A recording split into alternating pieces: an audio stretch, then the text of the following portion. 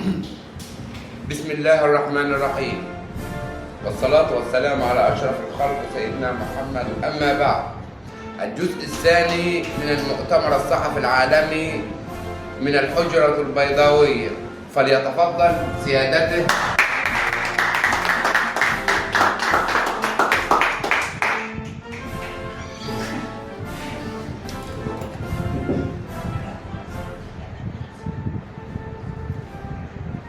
بسم الله الرحمن الرحيم. أستاذ عاطف مرحبا، أستاذ حسين مرحبا، السادة المواطنين الحاضرين. بناء على الدعوة الكريمة من السيد مدحت عبد الحارس، الدعوة لعقد مؤتمر ثاني صحفي عالمي. الآن انتقلنا للحجرة البيضاوية، والحجرة البيضاوية دي بتمثل ركيزة للعمل الوطني يقودها السيد مدحت عبد الحارس خلال المرحلة المقبلة دعما للدولة المصرية. أبشر السيد مدحت بأن تم الإفراج عن المواطن المصري الذي دافع عن السفارة المصرية اليوم في لندن. جهود الخارجية المصرية ومستشار الأمن القومي بالعاصمة لندن أسفرت عن الإفراج عن هذا المواطن المصري الشريف المخلص الوطني والمحب لدولته. معنا الأستاذ عاطف الطيب، أستاذ الاقتصاد الزراعي والمفكر الكبير. معنا برضو المعلم، الرجل الذي قال لا للتأويل.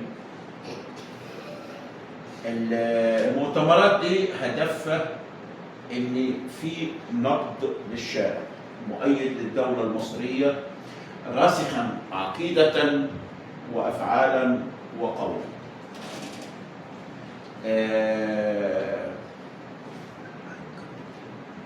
اليوم بعد خبر الإفراج عن المواطنين المصريين في العاصمة لندن، الخارجية المصرية والأمن القومي المصري بذل مجهودات ضخمة. أيضا في مناورات النجم الساطع النهارده يا سيد مدحت تمت بينه وبين الولايات المتحدة الأمريكية.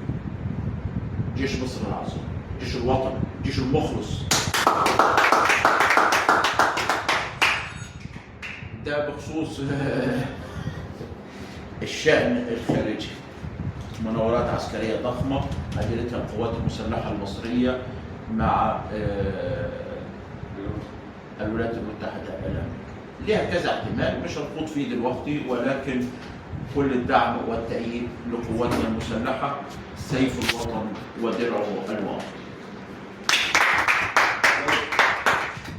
الأستاذ عاطف أستاذ الاقتصاد الزراعي كان عايز يتكلم في الشأن الداخلي، يعني كان عايز يتكلم عن مشكلة البطالة اللي هو طرحها في وقائع المؤتمر الأولاني.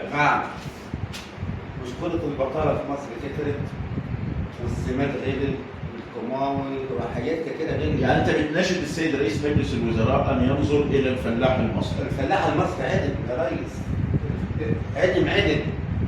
شوف الزراعة ده الناس سابت الأرض والإيجارات، سابت حقيقة الأرض اللي هو كبار، حتى كنا عايزين نزرع الصحراء سابتها الناس. راحت للتوك توك، راحت للتوك توك، وراحت دايرة تلف على الطلع هنا وهنا، والدنيا باظت. أيضا معنا الأستاذ حسين، مفكر وخبير موجود. اتفضل. معلش يا مرحبا، انت نورت الدائره يا فندم، وحبيت في معلومه بس في البدايه كنت عايز اعرفها يا فندم. العيشه اللي احنا عايشينها ديت يعني ما ترضيش ربنا واحنا متحملين. عايز اقول لحضرتك اللي احنا عايشين فيه ده ويجي هيتعدل. انت يا ريس صابرين من بدري، وانا واحد من امه الشعب خايف على اولادي برضه. يعني انا دلوقتي مش انا فيها صحه وقادر اشتغل، ابني مثلا اللي عايز يتجوز ولا عايز شقه ولا انا شايف ان الدنيا كلها غاليه يا فندم. الغلا موجود في كل دول العالم.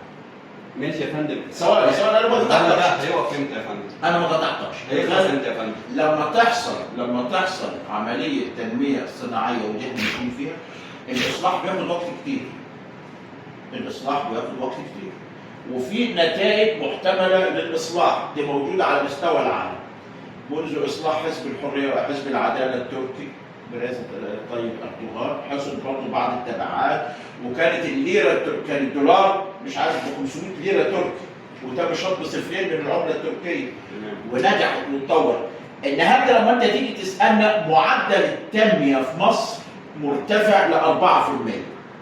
يعني في تنميه. معدل احتياط البنك المركزي في ارتفاع. النهارده الكلام ده احتياط النقدي للبنك المركزي في اعلى معدلاته من سنين. البطاله انكمشت ل 2%. ولكن احنا نقول ايه؟ احنا نقول ان لماذا لم نتبنى الى الان، وده اعضاء مجلس النواب اللي هم ما لهمش 30 لازمه هنجيبهم، مثلا مبادره دعم المشروعات متناهيه الصغر. ما هو انت مش لازم تروح تاخد القروض عشان تضيعها وتسدد بيها ديون زي ما بعض الناس عملتها.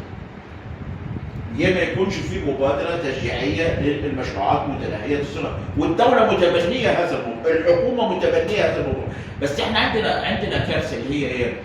الحلقه اللي بتوصل ما بين المواطن والحكومه مفقوده. ما دي يا فندم اللي هم مين؟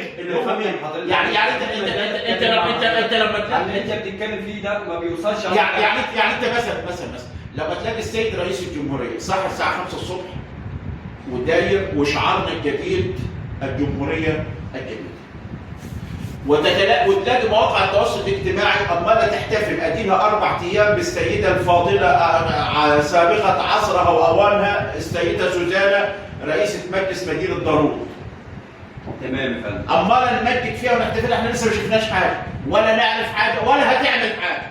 لان ديروت دي عايزه حاجه كده الهيه تنزل تيجي نفضها وتيجي طالعه ديروت جديده. احنا عماله نغني وعماله من كبرى العائلات ومش عارف ايه وسيده، احنا لسه ما شفناش حاجه. اذا كسر المدح قيل عليه التراب. مفيش شايف ان هي شغاله يا فندم. احنا لسه شفنا حاجه. يا رب تكون شغاله. هي راحت فكت سيجارتين من عند بيت من ضيوف. ربنا يوفقها. الاخطر من كده وده كنا بنناقش فيه السيد مدير مركز شباب جرف صحه. ماشي يا فندم، معلش في نقطه ثانيه انا عايز اوصل لها دلوقتي. انا عايز افهم حاجه. انا راجل دلوقتي معايا ابني مثلا عنده 17 18 سنه، تمام؟ وعايز اجوزه، وربنا كرمني بحته ارض عايز ابنيها، ولا كرمني بحته بيت بنيته وعايز اطلع لابني دول. انا مش قادر يا فندم، انا مش قادر. انا دلوقتي لا قطع الكلام. احنا عايزين نوصل لحاجه ان الدوله ما عادتش بابا وماما. ماشي، ما انا مع يعني انتهى موضوع ان الدوله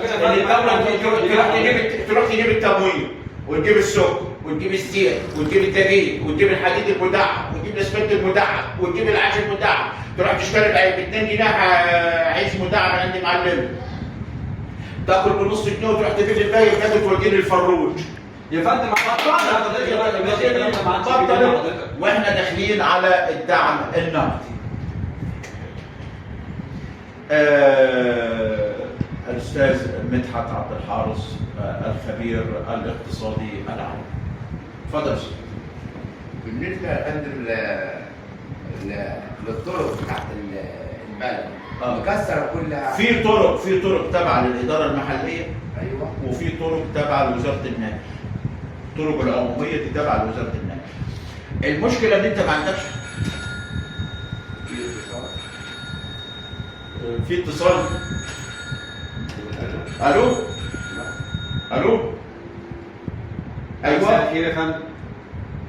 ايوه ده الاستاذ خير بيجي بينا اتصال على الهواء. يا استاذ خير.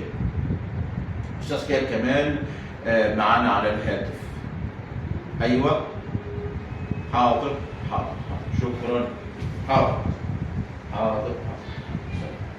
بيتكلم على دور مجلس النواب، اعضاء مجلس النواب. ديروت فيها 3 أو 4 اعضاء لمجلس النواب لا يدركون اكثر من قعده الصلح وكبرى العائلات والقعده في الجوامع، وده اشار اليه السيد خير في الاتصال بتاعه. مفيش النائب السياسي، مفيش النائب اللي هو بيعمل حاجه تذكر للتاريخ اكتر من قاعده الصلح، وده زعلان مع ده وده متخاصم من ده وده زعلان من ده والكلام ده. بس ولكن احنا ما سمعناش استاذ مدحت، احنا جالنا الاتصال ما سمعناش استاذ مدحت. اتفضل. عم نتكلم في حكايه الطرق المكسره دي بعد الصرف الطرق، في طرق تبع مجلس المدينه وفي طرق تبع وزاره يا المياه. فندم احنا مش هنتكلم عن الحكومه، نتكلم على الناس اللي لما تبقى ماضيه تعاقد اللي هي تتلف الارض وتصلحها تاني. في عقد كده الواحد يعني على قد ما تحيه كريمه. تحيه كريمه. الحكومه مالهاش دعوه، المجاولين لما ياخدوا الطرق ده ما يبهدلوها ومش عم يساووا الطرق واصل. فاحنا عايزين نوصل النهارده النيابه العامه اصدرت توجيها قضائيا ان انت ممكن ترصد المخالفه وتوصلها للنائب العام بدون نشر. اي مواطن حقه ان هو يصور الجريمه او يصور المشكله ويعرضها على النيابه العامه دون نشر على مواقع التواصل الاجتماعي عشان ما تعرضكش للمساله القانونيه. يعني صور ابعت الفيديو على النيابه العامه. ايا كان مين انت بتتهم مين بالفساد، بس يكون معاك دليل مادي عشان اتهام الناس مش بالباطل. تمام. اي حد بيحوز سلاح المرخصه، اي حد بيسيب اي حاجه من حق سعادتك ان انت توجه فيديو للنيابه العامه، للنيابه العامه مباشره لتحريك الدعوه الجنائيه، باعتبار النيابه العامه هي الوكيله عن المجتمع. المعلم بيحب يسال عن الدعم. انا نفسي الدعم يتشال خالص. وانا اؤيد المعلم لابد ان تباع السلعه بسعر واحد. يا ريت حتى هي مش حاجه يا فندم. فين الدعم؟ انت كده هتاخد حقك ثالث ومتلت. انت عارف انبوبه البوتاجاز بتتكلف على الدوله كام؟ انت عارف رغيف الخبز بتتكلف على الدوله كام يا فندم؟ اتفضل يا معلم. كام بتتكلف؟ حوالي بيتكلف يمكن بيخش في الانبوبه؟ بيخش في 400 جنيه. 400 جنيه. لان انت عندك دعم فوق ال 25 مليار جنيه بيتم للانبوبه، الانبوبه بس. رغيف العيش بيتكلف كام يا معلم انت استاذ العيش؟ حوالي بيتكلف يمكن جنيه ونص او جنيه 45 قرش. بيتباع بريال. فانت عندك لسه دعم في قطاعات الخبز وبعض المشتقات البتروليه. ماشي يا فندم. انا مش نتحول الى يا بروفيسور، نتحول الى ممكن الدعم نقدي، تاخد نقدي تجيب براحتك تشتري السلعه زي ما انت ماشي يا فندم. مع النقد اللي انا هاخده، النقد اللي انا هاخده مش هيكفي اللي انا هشتريه. لا، ما احنا هنقول لك مثلا ليها انت هتقول لي النقد منين يا بابا؟ لا، احنا هنقول ان انت مثلا ما اعرفش هي ليها تفريغ المعلم عارفها. انت استهلاكك كم رغيف وكم عشان ما تاخدش وتبل للبح. عشان ما تاخدش وتبل للبح. انا راجل عندي اربع اشخاص، زوجتي وثلاث اولاد يا فندم. انا باخد 10,000. كان كفايه انت تجيب واحد. 10,000 ازاي يا فندم؟ ده الرسول عليه الصلاه والسلام قال امتي تناسلوا تكاثروا. انت ما تجيش تقول لي كده. ظروفنا وحشه يا حسين. كيف ظروفنا وحشه يا فندم؟ كانت هتبقى وحشه على في النهايه كل الدعم للقياده العامه للقوات المسلحه، جيش مصر العظيم،